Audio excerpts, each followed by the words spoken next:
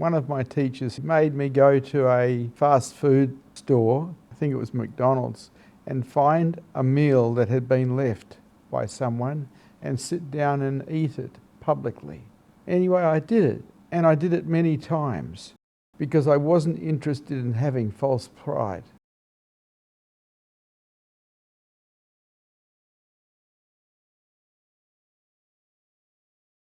Most spiritual seekers fail as a result of collecting knowledge and thinking that somehow the collection of knowledge that they get from books, other teachers, videotapes, will somehow raise their consciousness levels towards enlightenment.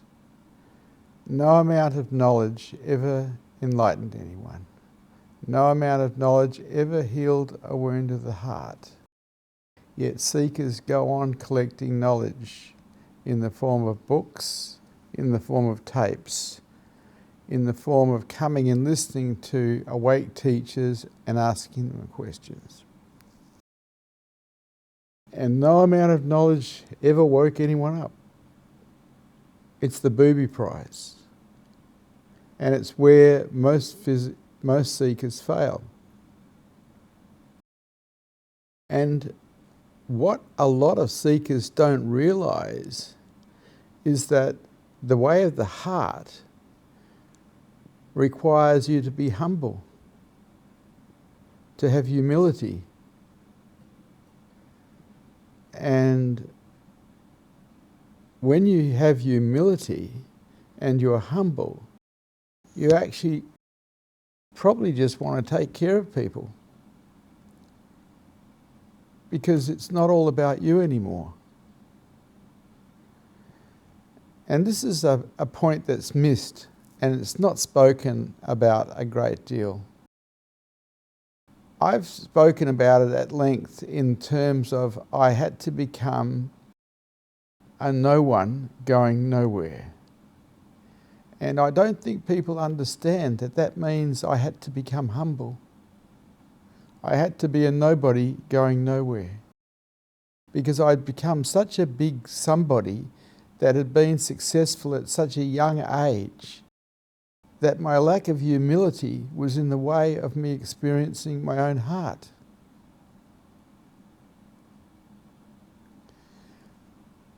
How humble can you be? Because when you can truly be humble, you don't judge people. You don't harshly judge people. You accept people as they are. You don't sit on your throne, your pedestal, judging people because they haven't done as well as you. How humble can you actually be? Do you have any humility? Because I can guarantee you this, unless you have humility, you're not going to wake up.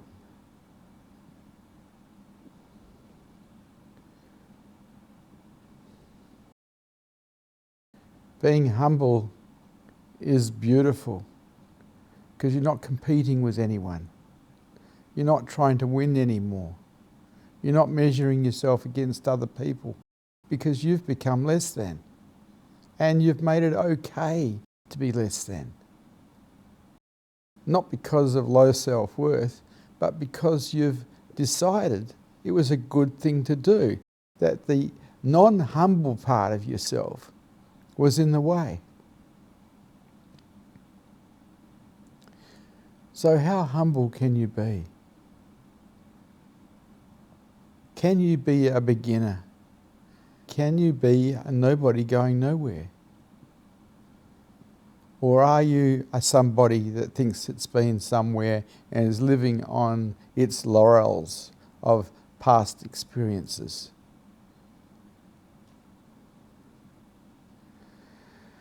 It took me 4 years of walking around Australia barefoot to destroy the non-humble one inside myself. The one that thought he was hot shit. because I realised that it was in the way. It was obviously in the way to me. It was obvious. How humble can you be? Or are you living on something that used to be?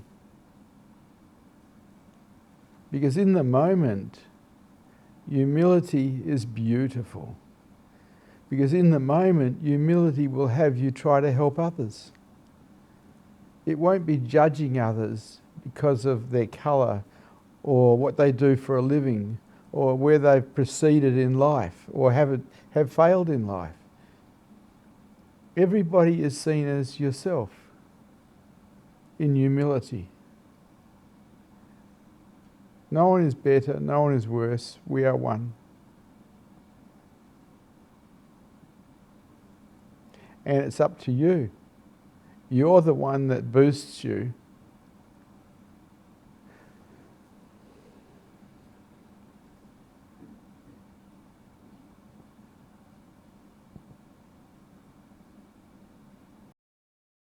In my quest to become humble, I did a lot of things. One of my teachers helped me. He made me go to a fast food store, I think it was McDonald's, and find a meal that had been left by someone and sit down and eat it publicly. Because he was aiming at my pride, my false pride, because my false pride would have stopped me from doing that. Anyway, I did it, and I did it many times because I wasn't interested in having false pride. I ended up in soup kitchens. I ended up mowing people's lawns and washing their dishes, washing their cars, doing their gardening. And I had been an executive of a large publishing company, but I knew that that person had to go. Because that person was in the way of my own heart, of my experiencing love.